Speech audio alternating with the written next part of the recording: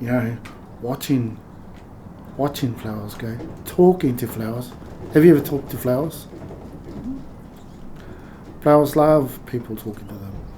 Yes. Yeah, you might think I'm going crazy, but flowers actually love it when you talk to them. Yeah. What do you say to them? Oh, just asking them how their day is and stuff. Yeah. I know a lot of people that talk to their flowers. I know a lot of people that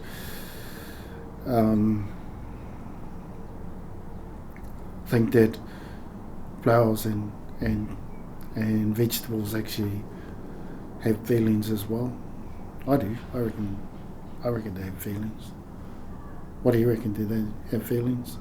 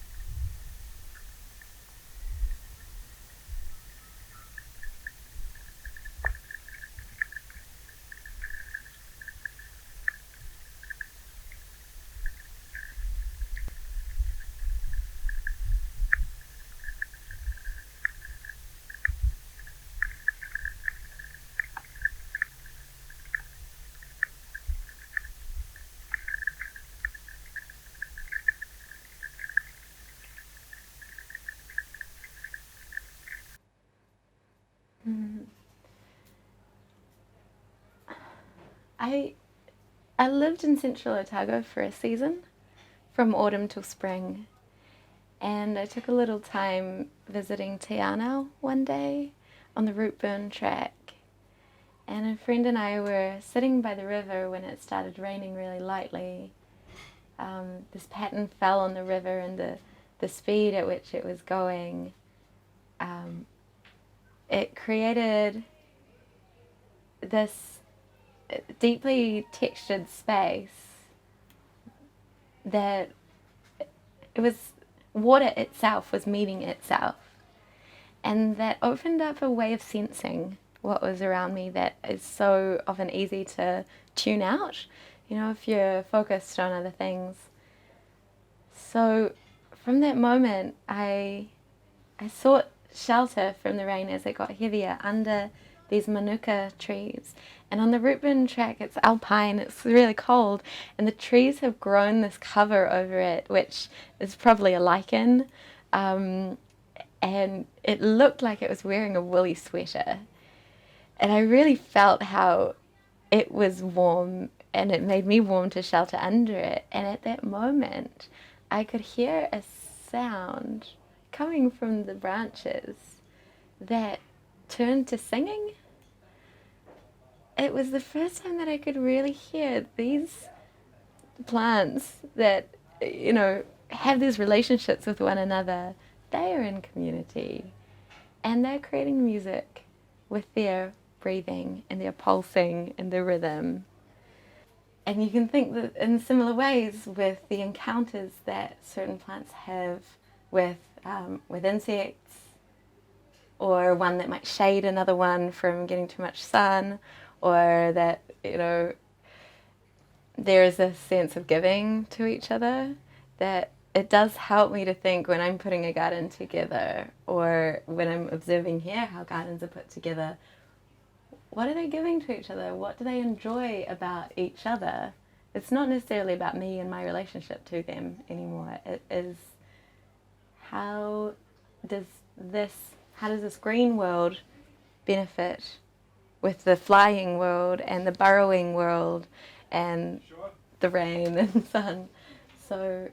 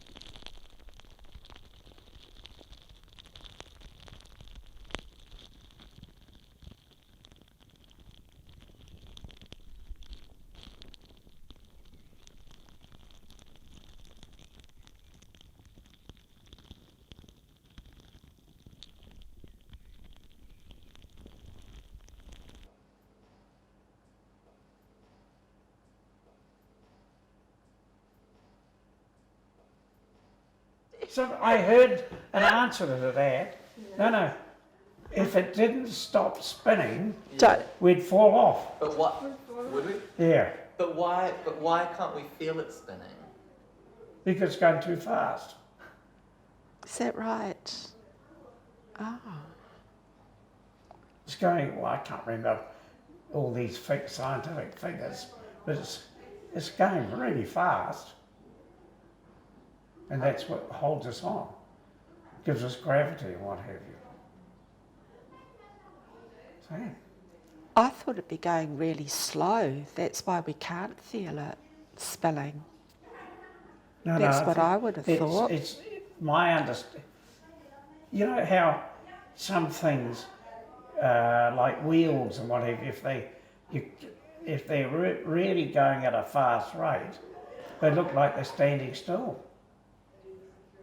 not moving at all.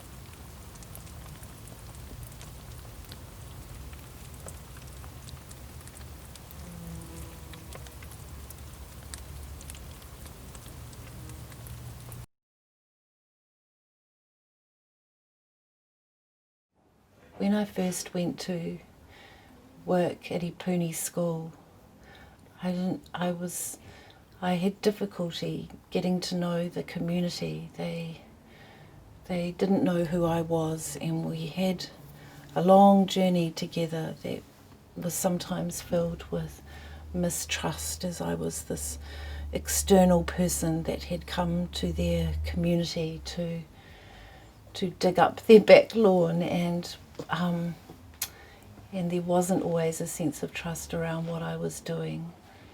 And for several months I really struggled with creating places of conversation and connection, until one day I decided that I would just start taking my goat to work. And so I started putting Molly in the car with my dog, and I would go and do road patrol every morning with my goat on a leash. And every single morning I could see the parents walking along the road, and they would look up and they would see me there with my goat and my dog, and I could see the look on their face of, there she is, and she's got her goat, and my children are going to want to stop and say hello, and I really don't want to talk to her, and I can't avoid her. And in years afterwards we laughed about that, when I finally did make some friendships and form some great relationships with some of the parent body. But it took a goat at a pedestrian crossing in the morning to be able to form those relationships and do things in a completely different way. And I really love remembering that, because it reminds me not only about how sometimes you've just got to do crazy things to engage with people, but actually the power of animals and what they can do to help build bridges between humans. Mm.